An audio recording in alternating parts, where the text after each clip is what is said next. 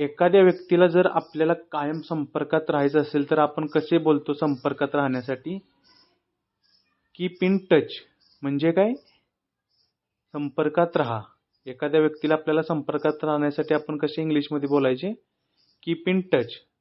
माझ्या माघारी बोला, कीप इन टच म्हणजे संपर्कात राहा. माझ्या नजरेपासून दूर जा असे इंग्लिशमध्ये बोलायचे असेल तर कसे बोलायचे? गेट आउट माय साईट. गेट आउट माय साईट. माझ्या नजरेपासून दूर जा. मला खूप तहान लागले. आपण बाहेरून थोंकून आलोय तर आपण कसं म्हणतो? मला खूप तहान लागले. तर आपण इंग्लिशमध्ये शब्द काय आहे त्याला? I am so thirsty. I am so thirsty. मला खूप तहान लागली आहे. मला तुझे हसणे आठवते. मला तुझे हसणे आठवते. I miss you lung. I miss you lung.